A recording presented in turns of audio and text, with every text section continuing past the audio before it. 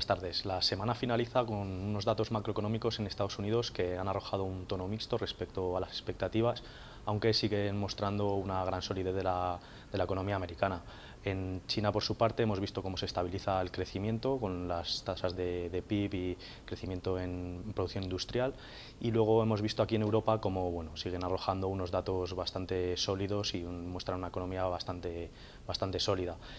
Para esta semana los datos macro a los que estaremos más atentos será principalmente los PMIs preliminares de enero, tanto en Estados Unidos como en Europa, donde en ambos casos siguen mostrando bastante fortaleza y en tasas de crecimiento. Además, en Estados Unidos tendremos la primera publicación del PIB del cuarto trimestre, donde se espera cierta ralentización a niveles del 2,1 desde el 3,5 del trimestre anterior.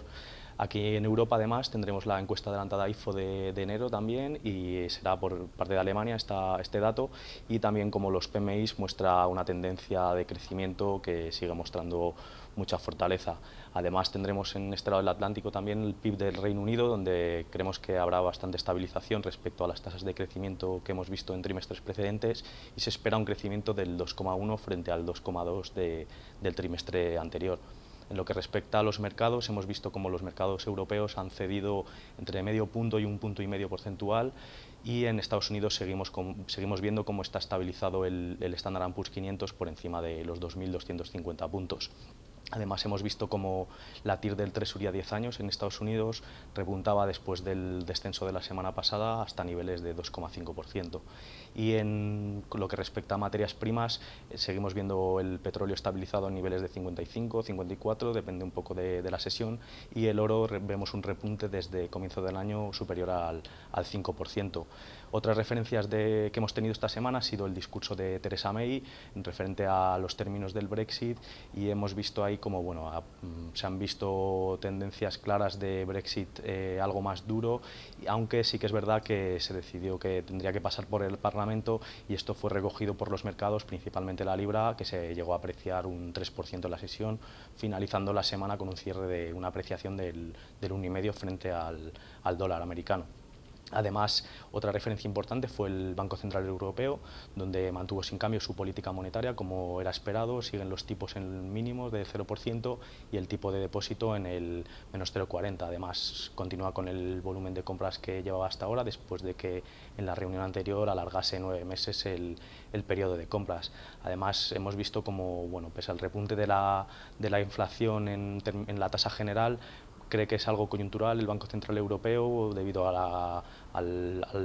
repunte del precio del petróleo. Entonces no cree que la tendencia sea claramente alcista, por lo que sigue viendo que la economía tiene algunos puntos que tienden a la baja, con lo cual estaremos atentos. Además, la decisión se tomó por unanimidad, que era algo a lo que el mercado estaba atento, y no se tuvieron en cuenta consideraciones sobre el tapering. Entonces, veremos, sigue bastante fuerte la economía. Además, hoy tendremos a cierre de mercado el viernes la investidura de Trump, que será ya con los mercados cerrados aquí en Europa, y estaremos un poco atentos al ritmo de implementación de las promesas económicas hechas durante la campaña electoral. Recordamos que está pendiente una reforma fiscal con una baja de impuestos y un ambicioso plan de infraestructuras. Veremos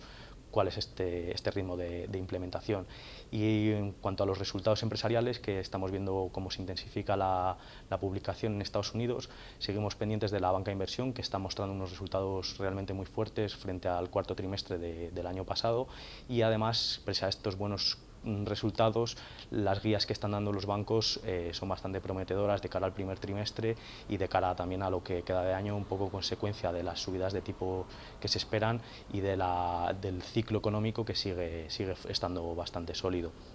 Y en lo que respecta al medio plazo, pese a que los datos macro siguen mostrando que están en uno de los mejores momentos de los últimos años, seguimos viendo ciertos riesgos latentes que hay que estar pendiente de ellos, como es el riesgo político aquí en Europa, pendientes de elecciones que se celebrarán tanto en Francia como en Alemania, y pendientes si se realizan o no en Italia. Veremos el Brexit, cómo se va desenvolviendo todo, qué términos acaban concluyendo con el mismo, las políticas de Trump, y luego pendientes también de la banca italiana y del Deutsche Bank.